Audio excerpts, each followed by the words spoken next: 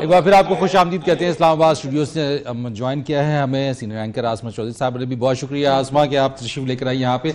मैं आता हूँ यहाँ पे, लेकिन जरा और ये साहब की तरफ चलते हैं। कुछ चीज़ें जो है लीगैलिटीज़ के ऊपर और कुछ मामलात के ऊपर और आने वाले जो दिनों में जो पॉलिटिकल सिनेरियो बन जाएगा इसके असरात के ऊपर।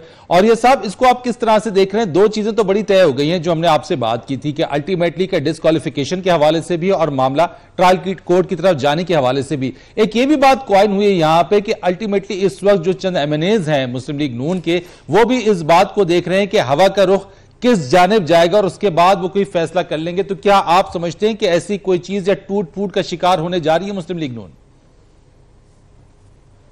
देखिए, नवाज शरीफ साहब एक बहुत बड़ी, जिसे कहते हैं ना, गलत पॉलिटिकल मूव ले रहे हैं कि वो वक्त से पहले यहां से निकल के अपनी पार्टी को मुनज़्ज़म करके एक जदोजहद मोड में नहीं लेके आ रहे। वो चाहते हैं कि आखिर वक्त तक मैं सुप्रीम कोर्ट जो है वो मुझे मजलूम करार दे। सुप्रीम कोर्ट मजलूम नहीं करार देती होती है इस तरह की सूरत हाल में, लोगों को बहुत पता चल गया हुआ है। ये जुल्फ़िकार अली भुट्टो के ज़माने की बात कर रहे हैं। जुल्फ़िकार अली भुट्टो के ज़माने में एक अपोजिशन का अखबार होता था और 15 जो थे वो अपना गवर्नमेंट के अखबार होते थे। एक स्टेट कंट्रोल टेलीविजन होता था जिसके अंदर स्टेट कंट्रोल चीजें जो है वो चला करती थी। अब तो हालत यह है कि एक एक लोगों ने यहां तक का हिसाब ले लिया हुआ है कि पैसे कहां से आए, किसे गए, क्या किया, हर बंदे को पता है। और लोग रोज रात को बैठते हैं, आपकी व्यूअरशिप है जिससे आपके टेलीविजन चैनल चलते हैं और इन चैनल्स ने आपके जो टीवी ड्रामा है उनको बीट करके रख दिया, स्टेज ड्रामा को बीट करके रख दिया। इतना ये पॉपुलर है टॉक शो जो है। तो ये तो उनकी बहुत बड़ी गलतफहमी है कि 1977 है या 1979 है कि मैं मजलूम हो जाऊंगा। मजलूमियत वाला मामला खत्म हुआ। अब जब ये इस वक्त सूरत हाल फैसला आएगा तो इनके साथ जो हिस्ट्री मुस्लिम लीग की ये है कि यूनियनिस्ट पार्टी जो थी उसको कहा गया था कि आप जनाब शामिल हो जाए। वो सारे के सारे उन्होंने देखा मुस्लिम लीग जो है कायद-ए-आज़म की हवा बन गई है तो हम तो हार जाएंगे, ठीक, क्योंकि 1940 के बाद हवा बन गई थी मुस्लिम लीग, तो वो उसमें शामिल हो गए थे। जिसके बारे में कायद-ए-आज़म कहा करते थे कि ये मेरी जेब के खोटे सिक्के हैं, ठीक, उनका खास फिक्र था। और ये खोटे सिक्कों ने हर पार्टी बनाई है पाकिस्तान में। इन्होंने इसी मुस्लिम लीग से हर पार्टी निकली, इसी मुस्लिम लीग से पीपल्स पार्टी निकली है, इसी मुस्लिम लीग से जुक्तू फ्रंट निकला है, इसी मुस्लिम लीग से रिपब्लिकन पार्टी निकली है, इसी से कन्वेंशन लीग निकली है, इसी से कौंसल लीग निकली है, इसी से काफ लीग निकली है, इसी से नून लीग निकली है। तो ये वो लोग हैं कि जिस दिन ये फैसला होना है, धमाका जैसे होता है ना और परिंदे उड़ते हैं, अब देखना जरूरी है कि किस परिंदे ने किस शाख पे बैठने के लिए। मैं यही आपसे पूछना चाह रहा हूं, तो मैं यही पूछना चाह रहा हूं कि वो कोई अंदाजा है इस सिनेरियो में कि वो शाखें कौन कौन सी शाख होगी जहां से ये परिंदे उड़ेंगे? बिल्कुल वाज़ेह है। एक तो ये है कि जो मेरी इत्तलात हैं वो ये है कि वो एक रीयूनिफिकेशन ग्रुप जो है वो बनाने के चक्कर में, और ये रीयूनिफिकेशन ग्रुप जो है ये खुद शहबाज शरीफ और नवाज शरीफ साहब की खुद उनकी जो है इजाद है, क्योंकि इन्होंने अता मोहम्मद मानिका को रीयूनिफिकेशन ग्रुप के अंदर वो एक ग्रुप बनाया था, आपको याद होगा 2008 के इलेक्शन के बाद, ठीक। तो एक तो और जुल्फ़िकार कोसा साहब बाकायदा ऑन रिकॉर्ड हैं कि वो कहते हैं कि 45 एमएनए और 30-35 एमएनए के मुझे पता है, ठीक। फिर आप कभी अगर आप अपनी डीएसएनजी ले जाएं और आप जाके उसके ऊपर जो ज़ौरलाई रोड है उसके ऊपर आप फिक्स कर दें तो आपको पता चल जाएगा कि कौन कौन से लोग आ रहे हैं, कौन कौन जा रहे हैं। फिर लाहौर शहर के, इस्लामाबाद शहर के, सही शहर के होटलों में आप देख लें, आपको पता चल जाएगा कोई एक कोने में चार की मंडली बैठी है, कोई दूसरे कोने में 4 की मंडली, और फिर वो गुफ्तगू भी करते हैं। सिर्फ चंद लोग इनमें ऐसे हैं कि जो बुनियादी तौर पर इस लेवल पे आ चुके हुए हैं कि वो कहीं और जा नहीं सकते, लेकिन वक्त मिला तो वो भी चले जाएंगे। तो ये एक डिस्ट्रक्शन की तरफ है। लेकिन जो क्राइसिस बनेगा ना वो बड़ा कमाल है। हाँ। वो क्राइसिस जो है वो अभी तक आप अंदाजा नहीं हो पा रहा कि प्राइम मिनिस्टर जब वक्त पे एकदम चले जाएंगे, नायल हो जाएंगे, तो लीडर ऑफ द हाउस अगर कोई नहीं आता तो इंटरिम गवर्नमेंट में जो कॉन्स्टिट्यूशनल रिक्वायरमेंट है वो ये है कि लीडर ऑफ द हाउस और leader of the opposition mutual consent देंगे, ठीक। अब एक तो वैक्यूम क्रिएट हो जाएगा। इस वैक्यूम में इंटरिम गवर्नमेंट कौन बनाएगा? Then the constitutional matter will be referred back to Supreme Court. लेकिन इसी के लिए प्राइम मिनिस्टर साहब को ना बिल्कुल इसी के लिए प्राइम मिनिस्टर साहब को पहले से नॉमिनेट करना होगा कि उनका जानशीन कौन होगा, लीडर ऑफ द हाउस कौन आएगा। इसी पे डिबेट चल रही है, इसी पे लड़ाई हो रही है। तब होगा ना जब वो ये समझेंगे कि ऐसा होगा, लेकिन देखिए ऐसा होना ही नहीं है या वो ये डटे हुए हैं। आपको देखिए प्राइम मिनिस्टर को कोर्ट किसी भी दिन कॉल कर सकती है। ये अभी जो हियरिंग चल रही है ना, आपको किसी भी दिन बुला सकती है। जेआईटी में तो पहले वो कह चुके शायद मुझे मालूम नहीं, मुझे पता नहीं मोहम्मद हुसैन कौन थे, मैं नहीं जानता ये कौन थे, मेरे खालू थे ये कौन थे।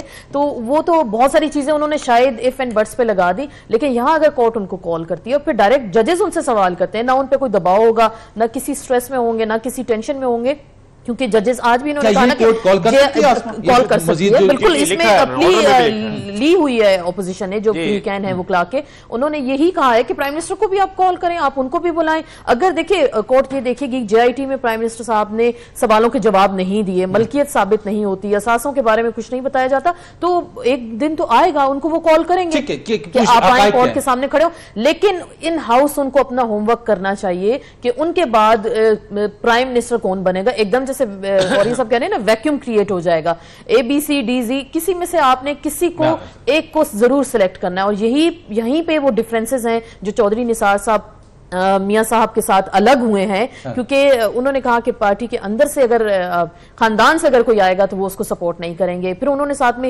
ये भी फरमाया कि ये जो पार्टी के अंदर छोटे छोटे बच्चों को आपने पार्टी दे दी ना, जो बाहर के लोग आए हैं उनको आपने दे दी, तो पार्टी जरगमाल होगी। इदारों से आप टकराव ना लें, तसादुम की जानिब ना जाएं, महाजराई की जानिब ना जाएं, तो हालात स्मूथ होंगे, बेहतर तरीके से चलेंगे।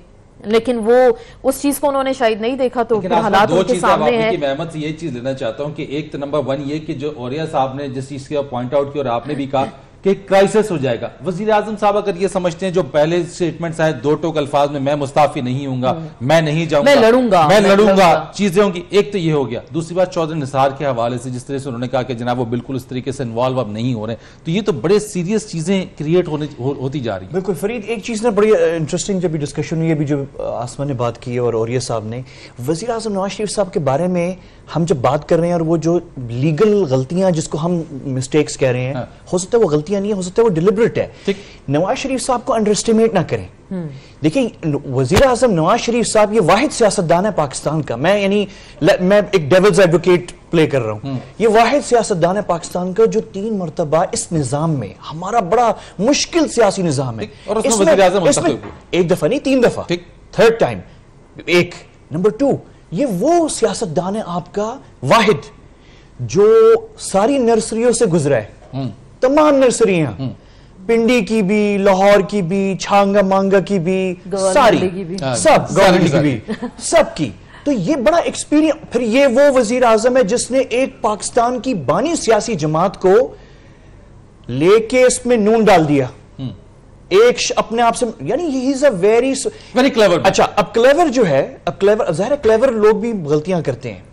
अब वो जो है इस वक्त आपने जो बड़ी खूबसूरत बात की कि वो इस वक्त क्या वो कर रहे हैं प्लानिंग, होमवर्क कर रहे हैं कि हमें अभी से तैयारी रखें कि ये ऑप्शन भी इख्तियार करना पड़े जहां पे किसी को नॉमिनेट। तो यही आसमा बहुत सी ये बातें भी सुनने में आ रही हैं कि ऐसा है। अच्छा है, ऐसा प्लान हुआ हुआ है, प्लान बी है, ये तैयारी हुई हुई है।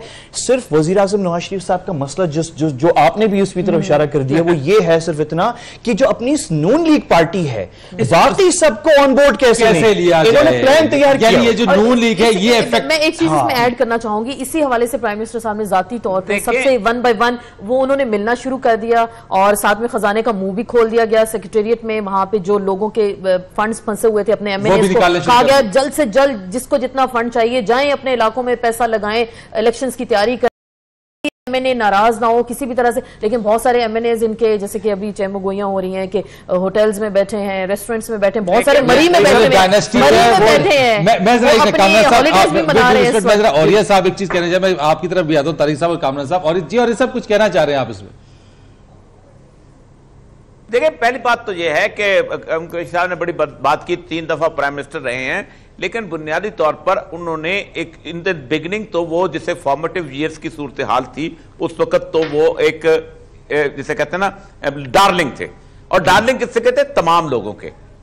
हकायक को देख लेना, उस वक्त की सूरत हाल ये थी कि डार्लिंग थे। और मुझे याद है अच्छी तरह हमीद गुल साहब हमें बताया करते थे कि मैं जब उनके पास गया, उनके वालिद के पास, तो मैंने कहा कि आप ऐसा करें, और अमीर निजामी साहब थे, मजीद निजामी साहब थे, तो उन्होंने कहा कि आप कारोबार ना करें। तो उन्होंने कहा कारोबार तो हम जो इबादत समझ के करते हैं, तो आप समझते हैं इबादत छोड़ दें हम।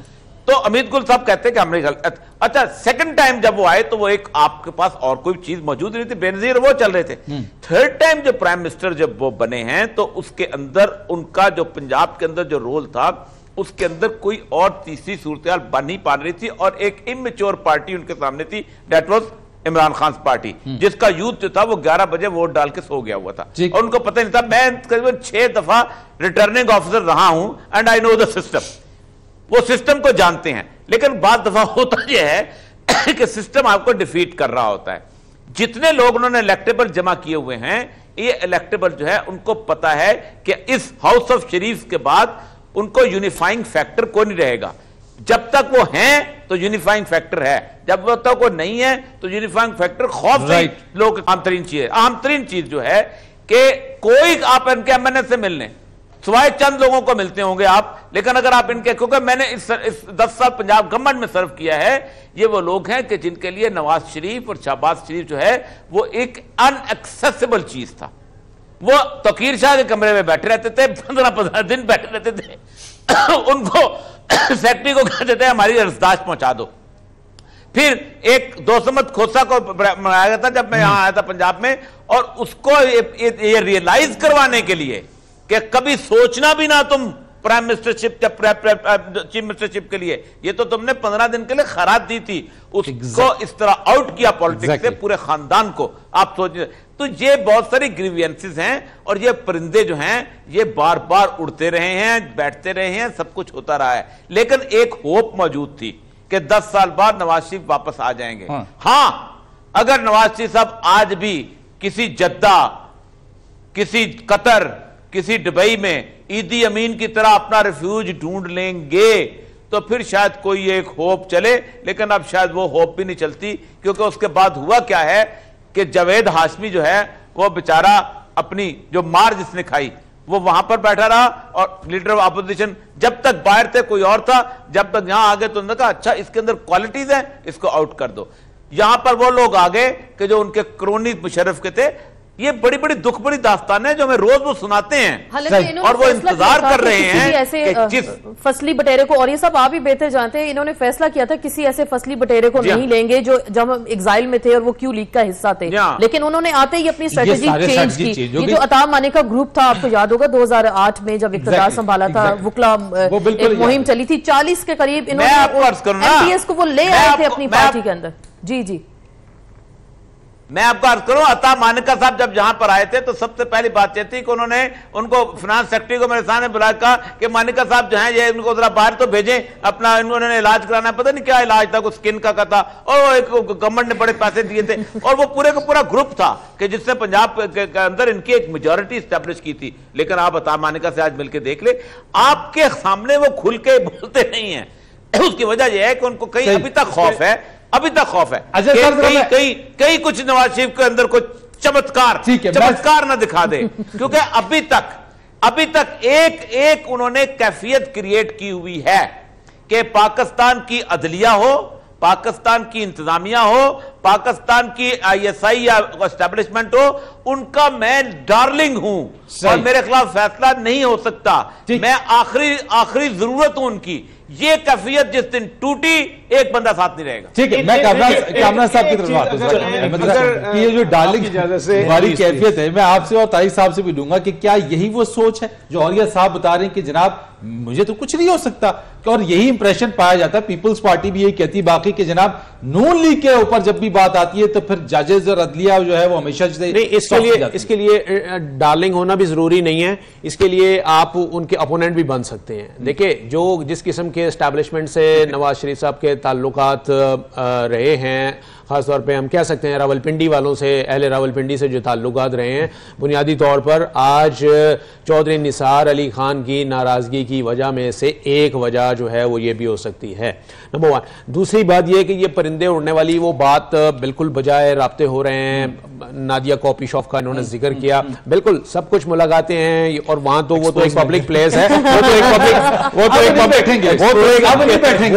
पब्लिक प्लेस है, यहाँ पर वो कई कॉफी शॉप बंद कमरों में, ड्राइंग रूम्स में, बंद कमरों में और टेलीफोन पर राब्ते बिल्कुल हो रहे हैं इस तरीके से। लेकिन एक चीज में इसमें थोड़ा सा मैं टेक्निकली मैं आपको बताऊं कि अभी अगर ये इन हाउस चेंज होती है, with in the party change होती है और even with in the family को चेंज आ जाती है, लेट सपोज के प्लान बी के तहत उन्होंने ये मंसूबा बनाया हुआ है कि वो अपनी ही फैमिली के, लेट अस से कि जी वो कुलसूम नवाज को अगर एलिजिबल हैं, अगर वो एलिजिबल हैं कॉन्स्टिट्यूशनली, बट उसके लिए भी आपको 60 डेज चाहिए होंगे, 60 डेज चाहिए होंगे इलेक्ट करवाने के लिए। अगर है तो ऐसी सूरत में, या कोई भी आता है तो ऐसी सूरत में जो उनका जो पार्टी है with in the parliament representation वो इंटैक्ट रहेगी। देखिए डिफेक्शन की क्लास मौजूद है, आप फॉरवर्ड ग्रुप बना सकते हैं, डिफेक्ट करेंगे पार्टी छोड़ना पड़ेगा आपको सीट। दूसरी बात यह है कि फॉरवर्ड ब्लॉक जो है वो भी उसकी बड़ी मजबूरी होती है, वो अपने वजीर आजम के खिलाफ नो कॉन्फिडेंस का वोट नहीं दे सकता। ये जो मामला है ये उस वक्त के लिए होगा कि राब्ते हो रहे हैं और जनाब परिंदे उड़ के वहां चले जाएंगे जब अगर वो असेंबली डिसॉल्व अगर असेंबलीज डिसॉल्व होती हैं, नया सेटअप आता है, इलेक्शन की तैयारी होती है, अगर यही, और जो कि मियां नवाज शरीफ साहब कतई तौर पर नहीं करना चाहते असेंबली डिसॉल्व, उसकी वजह यही है कि वो ये चाहते हैं कि इन्हीं असेंबलियों के साथ वो 2018 का सेनेट का इलेक्शन जो है वो लड़े। तो ये वाली पोजीशन मैं समझता हूं साहब आपकी तरफ आता हूं मैं इसी की बात, मैं जरा पीरजादा साहब के कमेंट ले लूं, देन मैं आपकी तरफ आता हूं इसी चीज के ऊपर, आपका कमेंट लेता हूं मैं। देखिए अभी कुछ देर पहले बात हो रही थी कि नवाज शरीफ साहब ने जितनी अब तक मीटिंग्स बुलाई हैं, जितने इजलास बुलाए हैं, जितनी मुशावरत की है वो बहुत लंबी की है।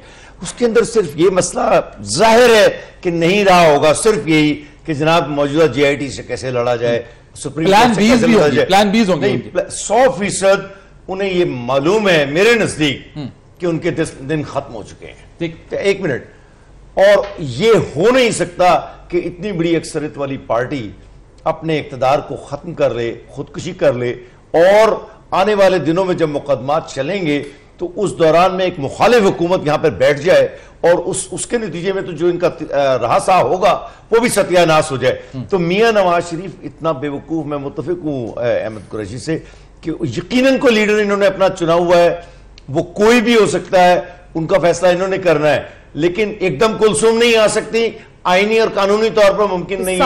एकदम उसे क्या कहते हैं, शहबाज शरीफ नहीं आ सकता, तो इनके अलावा कोई और जो कि पार्लियामेंट का मेंबर है उसी ने ही वजीर आजम बनना है, उन्हीं 15। एक बात, दूसरी बात यह है, याद रखें इनका किरदार बड़ा कमजोर है मौजूदा नून लीग का एक जाविये से। इन लोगों ने, बहुत कम लोगों ने इस बात पे तबसरा किया है, इन लोगों ने पीपल्स पार्टी से मिलकर पाकिस्तान के बदतरीन मकरू दुश्मन बाचा खान के नाम पर पेशावर एयरपोर्ट का नाम बाचा खान एयरपोर्ट रखा और उसको आईन के जरिए मंजूर कराया।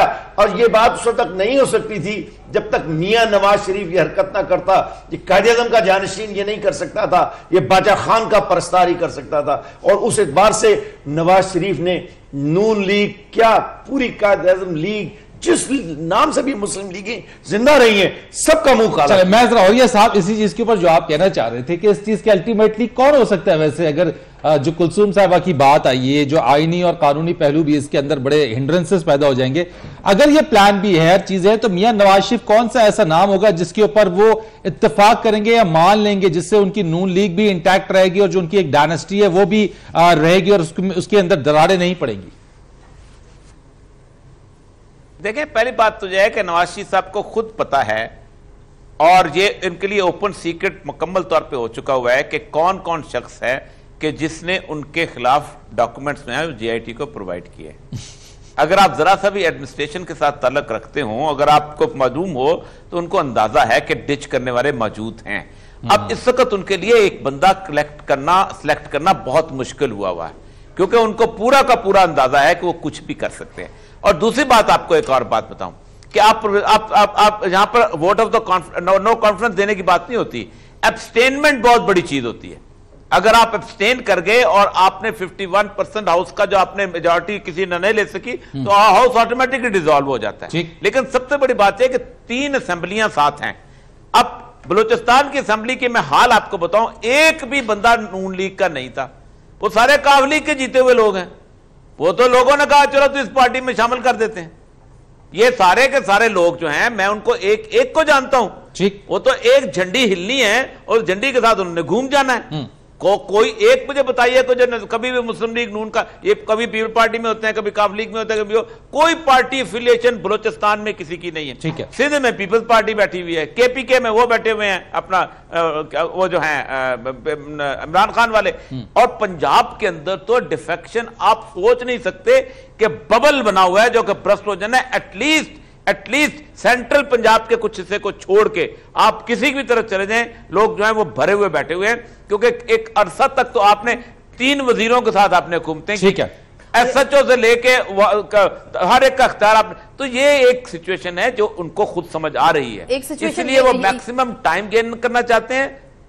बिल्कुल, एक सिचुएशन ये भी हो सकती है, जैसे टाइम गेन करने की वो बात कर रहे हैं ना कि जितना मामले को लटका सकते हैं। कल मियां साहब के वकील हुए, बच्चों के वकील पेश हो रहे हैं, मरियम साहिबा के वकील पेश होंगे। एक ऑप्शन ये भी है, अब कोर्ट तो इजाजत दे रही है, क्योंकि इन्होंने ये मेन प्ली ली ना कि हम वहां दबाव का शिकार थे, जीआईटी में हमें डराया गया, हमें धमकाया गया, हमारा फेयर ट्रायल नहीं हुआ। तो अब जाहिर बात है जज साहिबान के सामने पेश हो रहे हैं, तो उन्होंने भी कहा है कि हम तो नहीं डरा रहे, किसी को धमका रहे। आइए आप बता दें, ओपन फोरम है, आप आए बताएं। एक ऑप्शन मियां साहब के पास ये भी है कि जब वो देखेंगे कि घेरा तंग हो रहा है, फसली बटेरे इधर से उधर जा रहे हैं, तो वो असेंबली डिसॉल्व भी कर सकते हैं। ये एक ऑप्शन है। देखिए, इस पे आप ऑपोजिशन देख रही है, इस पे यकजान आपको दिखाई दे रही है। ऑपोजिशन कहती है कि जी इन हाउस चेंज ले आए, इसी हाउस के अंदर से प्राइम मिनिस्टर ले आए। तो मियां साहब बड़े जिद्दी हैं, अपनी जिद के बड़े पक्के हैं, बड़े अनापरस्त हैं, वो इस असेंबली को डिसॉल्व भी कर सकते हैं। लेकिन रहमान से मुलाकात क्या इन्हीं चीजों की कड़ी है? इन्हीं चीजों की कड़ी है। जाहिर मौलाना साहब किन लोगों को एतमाद में लेंगे? जाहिर बात है पीपल्स पार्टी अलग हो गई, पीटीआई, अब तो एमकेएम ने मुतालबा कर दिया। तो अगर मियां साहब असेंबली को डिसॉल्व करते हैं, फिर एक नया आईनी बहरान,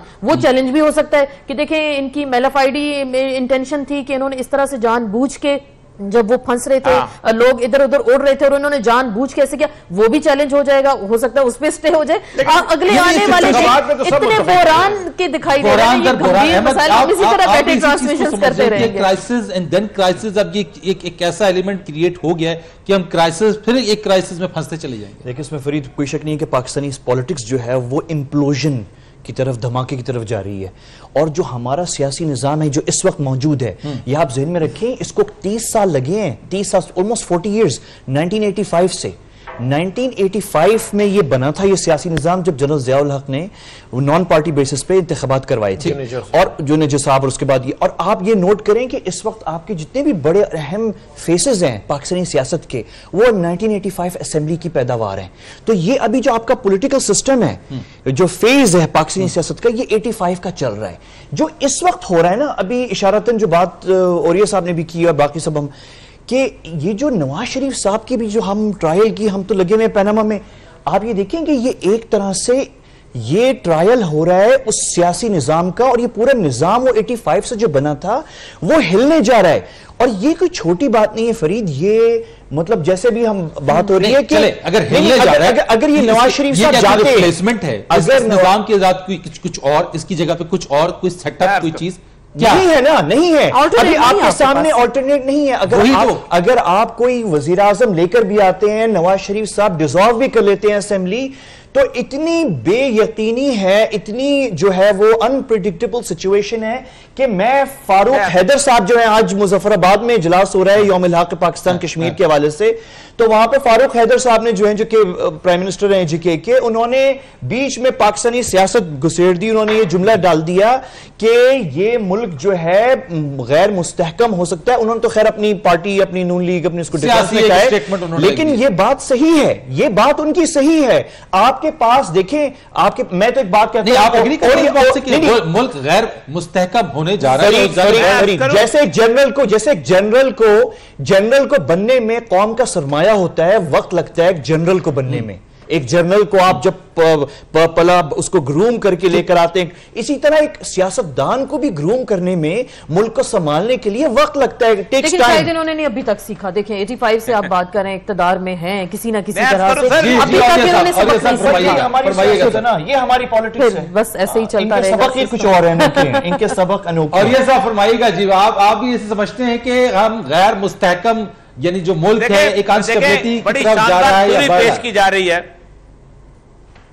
देखिए, बड़ी शानदार थ्योरी पेश की जा रही है कि मुल्क एक बहरान की तरफ जा रहा है और सिस्टम जो है लपेटा जा रहा है। दुनिया में मुल्कों के अंदर सिस्टम्स के तबाह होने से उसमें अंदर से सिस्टम इमर्ज किए जाते हैं। पहली बात यह है कि जिन सियासतदानों के बारे में समझा जा रहा है कि ये मुल्क चला रहे हैं, मैं कसम उठा के कहता हूं किसी भी फेडरल सेक्रेटरी को यहां बिठा दें, फाइल पढ़नी नहीं आती उनको। वो 6 महीने के लिए इस मुल्क से पूरे का पूरा वजारतें गायब हो जाए, यह मुल्क चलता रहेगा। नवाब अकबर बुगटी जब इलेक्ट हुआ चीफ मिनिस्टर, तो डिप्टी कमिश्नर जो थे ना, उनको 26 डिप्टी कमिश्नर 24 पर था जिन्होंने धांधली की है। उसने 24 डिप्टी कमिश्नर जो थे वो ओएसडी कर दिए थे, और 7 महीने तक उसने वहां डिप्टी कमिश्नर लगाए थे। हंसता होता था, कहता ये मुल्क चल रहा है कि नहीं चल रहा। एक सिस्टम है भाई, आप क्या समझते हैं? और इलेक्शन जीत के जो वजीर आता है, जो वजीर आजम होते, फॉरेन ऑफिस की फाइल तक पढ़नी नहीं आती फॉरेन मिनिस्टर्स को और इवन प्राइम मिनिस्टर्स को। यानी आपने एक हवा बना दिया हुआ है। और 85 की लीडरशिप क्रिएट किसने की थी? जिन गमलों से क्रिएट हुई है, आप लोगों को आने दें भाई।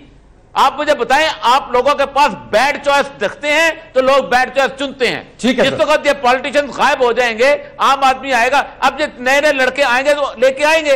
और एक और बात बताऊं, 5 से 6 साल लगते हैं एक जर्नैल को कम से कम फाइल पढ़ते हुए सिविलियंस के अंदर, कम से कम। मैं एक दफा जब मुशर्रफ जो आए थे, तो उन्होंने मुझे कहा कि आप इनको ना, ये जो इन्होंने मॉनिटरिंग टीमें बताई थी, इनको जरा आप बता दें कि रेवेन्यू क्या होता है।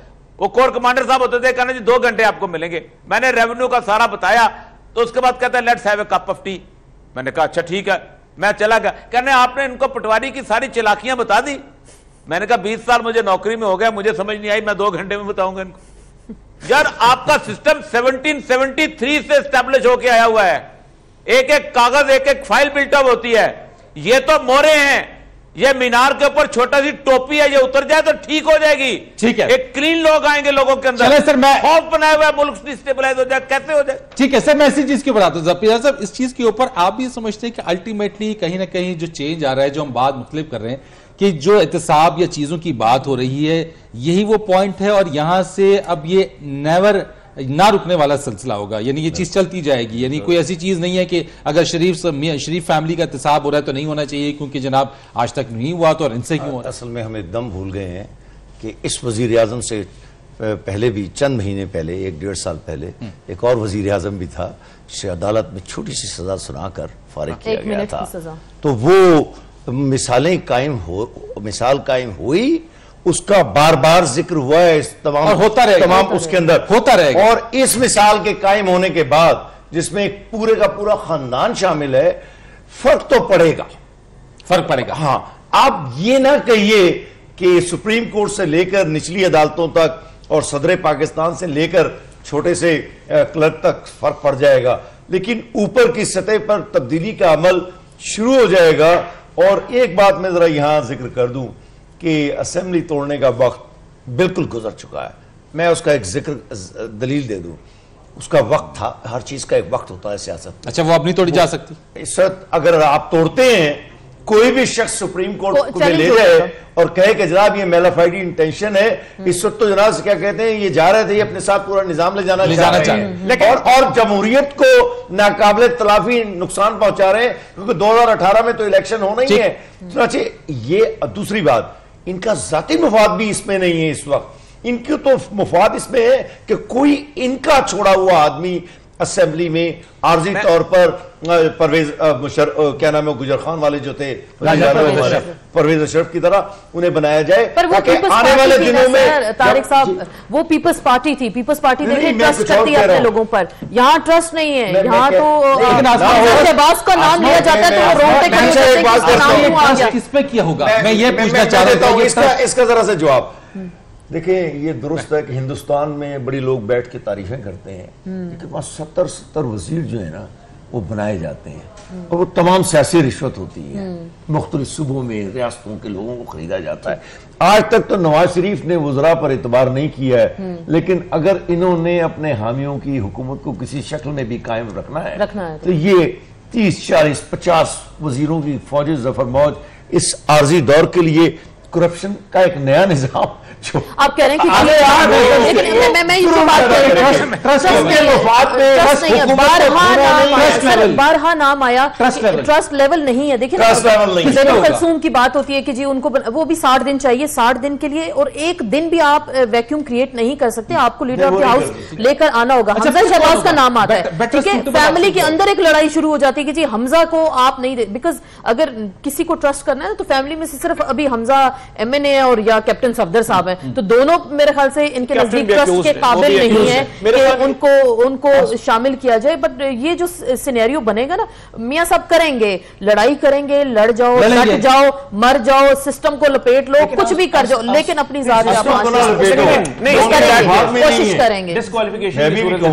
क्या होगा, तो कोई ऑप्शन नहीं आपके, जो प्लान भी है आपने लेकर आना है और अपना वज़ीर-ए-आज़म देना है। वरीद, जो ट्रस्ट की बात है ना, ये बात सही है जो अभी आसमा ने किया सारी, लेकिन इशू सिर्फ ये है कि मेरे ख्याल में वज़ीर आज़म साहब को इसमें ट्रस्ट वर्थी पर्सन भी उनके पास है। हाँ, कोई इशू नहीं है उसमें, उनके पास ट्रस्ट वर्थी पर्सन भी है। इशू अंदर का अपनी फैमिली का नहीं है, इशू जो है वो पार्टी का है, सिर्फ नून फैमिली का इतना नहीं, इतना मैं आपकी इस बात से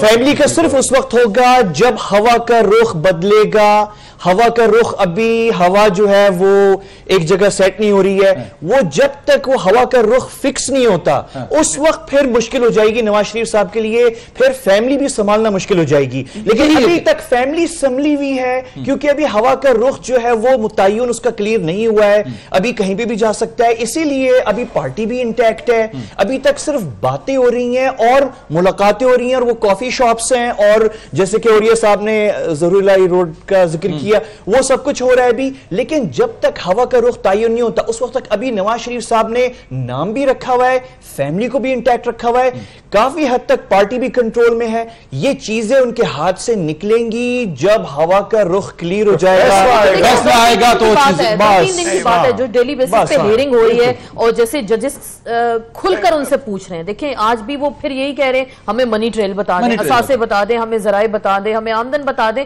हमें कुछ बता दें कि इन फ्लैट्स के मालिक कौन है, आप वहां पे जाते हैं, आप वहां पे रहते हैं। देखिए एक ही सवाल है जो 1 साल से जजेस खुद कह रहे हैं कि हमने घुमा फिरा के आपसे पूछ रहे हैं, जिसका जवाब आज तक वो नहीं मनी ट्रेल का दिया जा रहा। तो यही सवाल है। बात 2, 3, 4 दिन की है, दलाइल खत्म हो गए, फैसला आना है, उसके बाद देखना है कि हालात किस जाने जाएंगे। इन्हीं की सीक्वेंस को आगे लेके चल रहा हूँ कि लेट सपोज के फैसला आ गया, और हम नहीं कहते, लेकिन लेट सपोज के वो वज़ीर आज़म साहब के खिलाफ आया और उनको डिस्क्वालीफाई करार दिया गया, फ़र्ज़ कर लिया हमने, ऐसी सूरत में क्या होगा? वैक्यूम क्रिएट होने वाली बात नहीं है। इलेक्शन कमीशन उनको डिनोटिफाई करेगा, सुप्रीम कोर्ट ने कह दिया, ऑटोमेटिकली एक सिस्टम है हमारा कि स्पीकर नेशनल असम्बली जो हैं वो एज्यूम करेंगे इख्तियारात जो हैं वो उनकी प्राइम मिनिस्टर की, और उसके बाद वही शेड्यूल अपनाया जाएगा कि इलेक्शन कमीशन के साथ मिलके एक शेड्यूल दिया जाएगा कि जी ये नॉमिनेशन, फाइलिंग ऑफ नॉमिनेशन की है, ये वज़ीर आज़म के इलेक्शन का शेड्यूल है, ये स्क्रूटनी होगी, इस दिन जो है वो उसके अंदर पोलिंग होगी, और वो जो है जिस दिन पोलिंग होनी है यानी रायशुमारी होनी है, वज़ीर आज़म का इंतखाब होना है, उस दिन PMLN बिल्कुल सिक्योर है। उसकी वजह यह है कि उनकी पार्टी का कोई मेंबर डिफेक्ट नहीं कर सकता, ठीक है, और आइन के तहत डिफेक्ट नहीं कर सकता। और यह साहब क्या अगर मेंबर गैर हाजिर हो गए फिर क्या करेंगे? पहली बात तो मेंबर आया ही नहीं, हाउस के अंदर ही नहीं आया, वो एक मसला है। एब्सटेन करना एक अलग बात है, नहीं कर सकते, लेकिन बट आपको वो एक वोट्स चाहिए होंगे ना उसके लिए आपको जो। और यह साहब पहली बात तो यह है कि आइन के अंदर स्पीकर जो है वो नहीं, स्पीकर जो है प्रेसिडेंट के जाने के बाद उसका लेता है। आइन के अंदर जो सीट क्रिएट होती है उसके फौरी बात पे आपको जी वज़ीर आज़म का नहीं लेता। वो ये है कि वो आइन फॉरेन इलेक्शन कराने होते हैं और आपको उसको नॉमिनेट अगर वो फॉल वेकेंट करती है। अच्छा, दूसरी बात मैं आपको अर्ज करूं जो सबसे इंपॉर्टेंट, आप जरा रूल्स ऑफ बिजनेस उठा लें जिससे गवर्नमेंट चलती है, जिससे माशरा चल रहा है। रूल्स ऑफ बिजनेस में सबसे पहली बात है कि principal accounting officer of any department is the secretary, यानी 1 रुपए के खर्चे के लिए भी आपको अप्रूवल की जरूरत नहीं कहीं, आपका इकोनॉमिक बिजनेस। फिर all the rules of business कहता है all the state business is to be operated in the name of the secretary. Notification वो करता है। आपने एक टोपी वजीर की पहनाई होती है ना ऊपर, और वो सब, मैं एक और बात करूं, इस वैक्यूम के अंदर अगर महीने का क्रिएट होता है, वो एसएचओ जो है, वो एसपी जो है, वो बाकी जो है, ये मोर डिलीजेंटली काम करेंगे, उनके ऊपर कोई प्रेशर नहीं होगा, वो किसी किस्म की सूरत वो बकायदा अपने इफेक्टिवली काम करें, वो करते रहे। 18 महकमे थे शहबाज शरीफ साहब के पास, और कभी जिंदगी में फाइल तक नहीं गई थी उनकी, वो सेक्रेटरी काम करते थे, ये मुल्क चल रहा था। यानी ये आर्टिफिशियल हमें ना मत बताएं कि मुल्क के अंदर नवाज शरीफ चला गया तो पता नहीं दुनिया में आप नहीं सर, मुझे ये बताएं ना, हम तो ये बात कर रहे हैं, और ये सब निजाम तो चलता है, ये तो आप भी जानते हैं, आपसे ज्यादा बेहतर कोई नहीं जान सकता कि निजाम तो चलता रहेगा। लेकिन हम बात कर रहे हैं कि ट्रस्ट के ऊपर ये बात हो रही है कि अगर वजीर आजम साहब ना रहे, डिस्क्वालिफिकेशन हो गई, तो वो कौन सा नाम होगा जिसके ऊपर वजीर आजम साहब ना सिर्फ पार्टी को बल्कि अपनी जो डायनेस्टी है उसको जो है मेंटेन रख पाएंगे उस नाम को नॉमिनेट करके? सर, ये खौफ से जमा किए हुए परिंदे हैं जो कहीं और जा नहीं पाते, जो उनके पास हैं। और मसला सारा ये है कि खास तौर पे आपको हम तो इनकी कॉरिडोर्स के अंदर जहां ये सारे एमएनए एमपी बैठा करते थे 1985 से देख रहे हैं इनके रवैये। मैं वो अल्फाज नहीं बयान करता, जब शुरू में फाइनेंस मिनिस्टर बने थे और वहां से जब ये चीफ मिनिस्टर बने थे, तो पंजाब के अंदर वो जितना जिम्मेदार तबका था, वो जट थे, वड़ैच थे, फलां थे, ये थे, वो उनकी आंखें फटी रह गई थी। हो क्या गया? लेकिन चूंकि पीछे डंडा मार्शल लगा था तो इनको बिठा दिया गया वहां पर और कहा गया कि इसी को बनाना है। और फिर ज़ियाउल हक साहब ने कहा कि मेरी उम्र भी इनको लग जाए, ठीक, तो इसलिए वो सारे सरेंडर कर गए, क्योंकि उनके बड़े आबा अजदाद ने कहा था देखो एस्टेब्लिशमेंट से आगे पीछे ना होना, ठीक। तो ये उनका, लेकिन जिस दिन ये खौफ की फिजा उतरी तो उस दिन तो आप सोचते थे इंटैक्ट रखना, किसी का बाप इंटैक्ट नहीं रख सकता इस सारी की सारी पार्टी को जब तक खौफ मौजूद ना हो। ये तो चूचू का मरपा पार्टी है, और ये वह पार्टी है। आप आज दानियाल अजीज जो खड़ा है, दानियाल अजीज के पुराने उठाएं टेप जब वो मुशर्रफ के साथ होता था, कल को किसी और के साथ होगा वो खड़ा हुआ। और सुने एक और बात, आप इनके एमएनएस को कहें आप आके डिफेंड करें हमें, बिल्कुल नहीं करते, आएगा कौन नहीं करते। आप इनके वजीरों को मिलती नहीं आपको, बिल्कुल आपकी बात दुरुस्त है। जो अभी जो सूरत हाल चल रही है ना, जैसे अभी कह रहे हैं कि जाहिर बात है एक वैक्यूम की बात हो रही है, कैसे क्रिएट होगा, कौन आएगा, कौन किसकी जगह संभालेगा। लेकिन जो नवाज शरीफ साहब हैं, आज उनकी तकरीर बड़ी एक अहम हमें दिखाई दे रही है सियालकोट में। आज वो वहां पे खिताब भी करेंगे, वो एक इफ्तिताह भी उन्होंने करना है, तो वहां से लगेगा कि उनका मूड क्या है, वो क्या देख रहे हैं, सोचें। लेकिन एक चीज में ये भी है कि शायद अगर इनको सजा हो जाती है, कामरान साहब बैठे हैं, उनसे भी बेहतर वो बता सकेंगे हमें कि हथकड़ियां भी लग सकती हैं, ये एक ऑप्शन है। अदालत के अंदर खड़े खड़े, और हथकड़ियां कौन लगाएगा? इस्लामाबाद पुलिस लगाएगी, एफआईए के लोग लगा सकते हैं।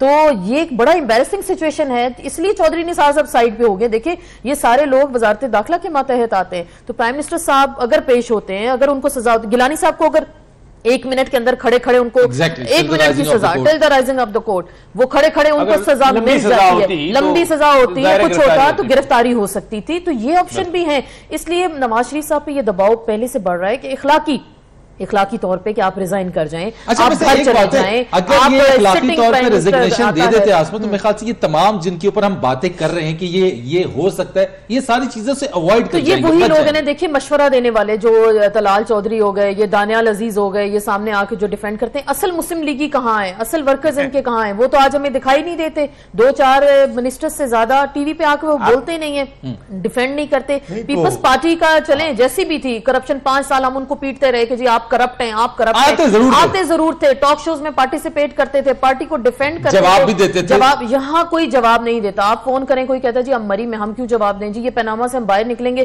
फिर हम आएंगे, फिर हम आपके शो में आएंगे। बहुत सारी चीजें हैं, पार्टी अभी इंटैक्ट नहीं है, इनके हाथ में नहीं। समझ में आती है कि ये जो मामला है ना, ये चंद लोग हैं, चंद मखसूस जो मुंतखब, जो इनकी किचन कैबिनेट के जो लोग हैं, वो उनके दरमियान ही चीजों का पता है। मेरी और आपकी भी चंद बहुत सारे लोगों से ऑफ द रिकॉर्ड बात होती है, तो वो कहते हैं यार हमें हमें इससे दूर ही रखते हैं। अहमद, मैं इसी चीज के ऊपर आपसे जरा लेना चाहता हूं। 4 से 5 लोग अंदर जा नहीं सकते, मियां साहब से उनके मिनिस्टर्स हाथ नहीं मिला सकते।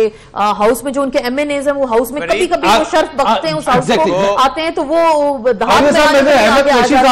अहमद साहब से जरा मैं उनका पॉइंट ऑफ व्यू जरा ले लूं जरा इसी चीज के ऊपर। मैं आपकी तरफ आता हूं सर जरा। मैं नहीं, मुझे इजाजत दीजिए, मुझे पहुंचना है। अच्छा ठीक है चले लास्ट पहुंचना, अगर आप मुझे इजाजत देंगे। अच्छा ठीक है, चले मैं आपको आप अपने कंक्लूडिंग रिमार्क्स दे दे सर, और ये सब कंक्लूडिंग रिमार्क्स दे दीजिए, मैं फिर आपसे इजाजत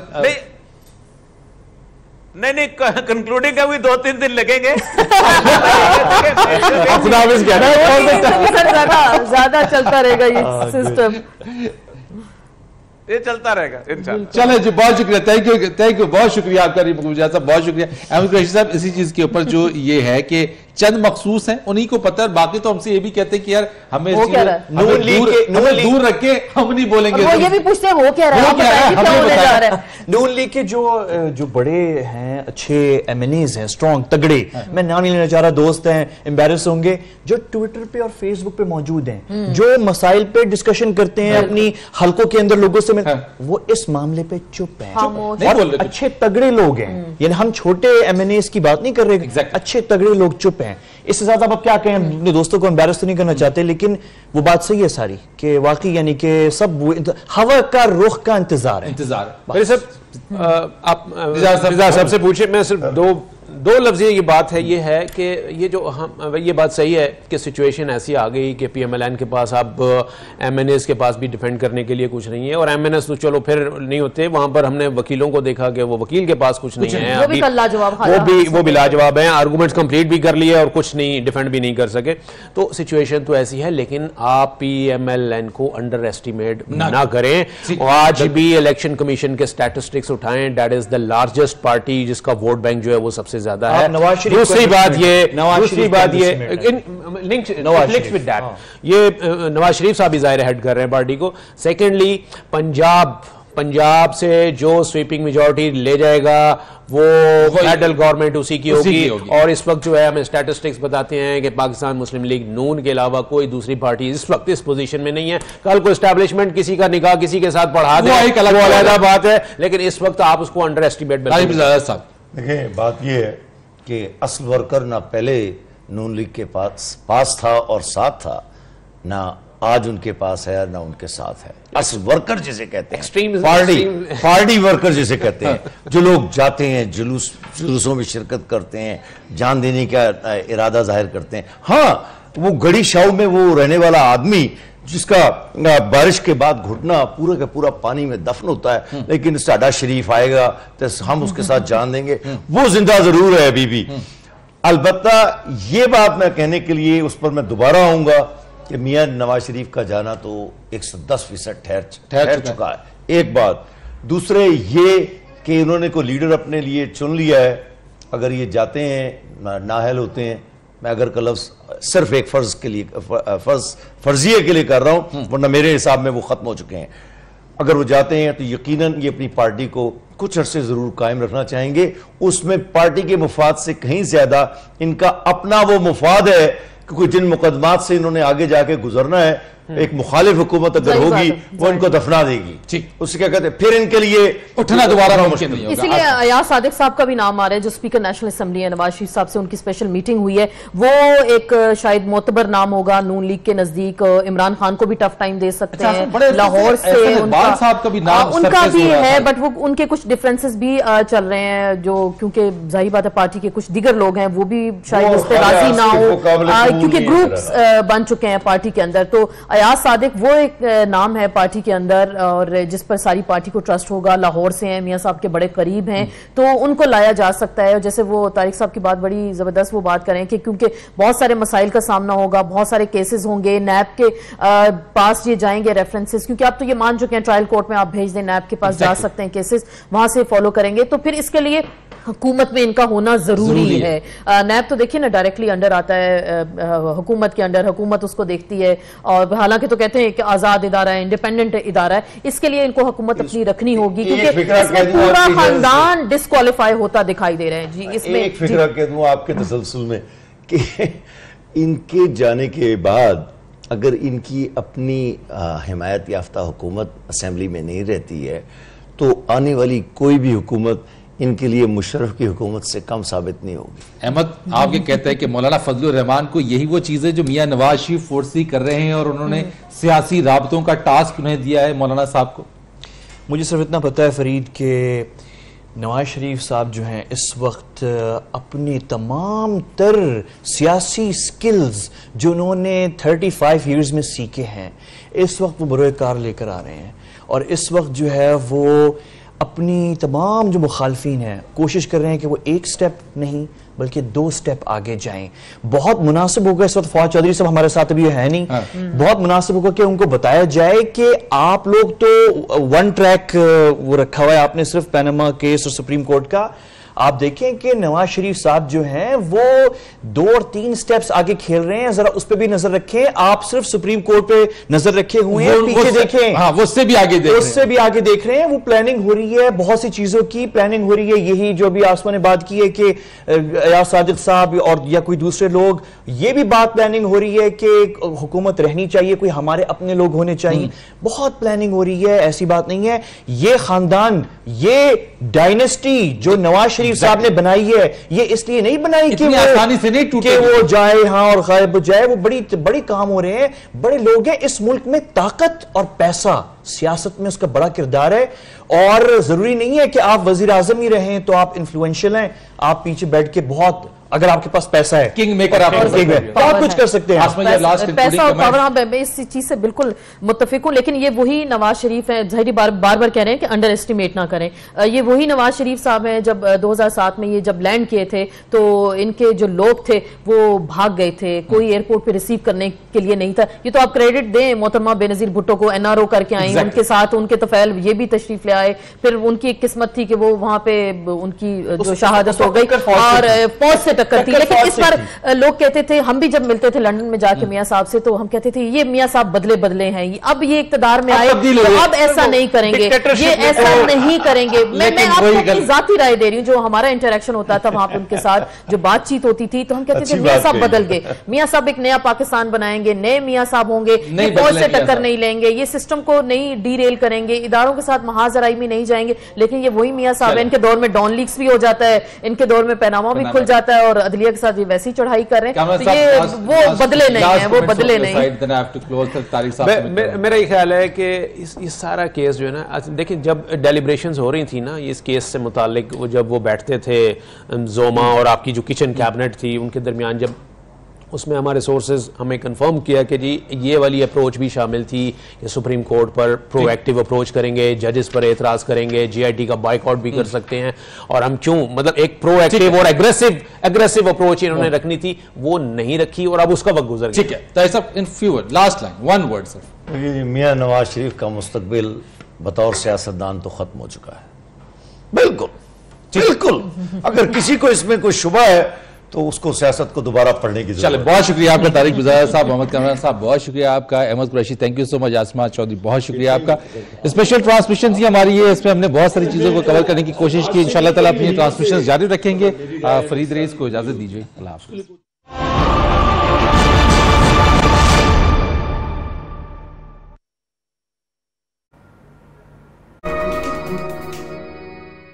पसीना बहाना तो कूल है बहुत, पर सूखे तो इन्फेक्शंस हो। ये जो बढ़ेंगे तो अनकूल दिखेंगे। डेटॉल कूल दे 100% बेहतर हिफाजत और मेंथॉल की कूलिंग, इसीलिए मामा ने डेटॉल का धुला। नया डेटॉल सोप, जरासीम से 100% बेहतर हिफाजत, अब सिर्फ 20 रुपए में।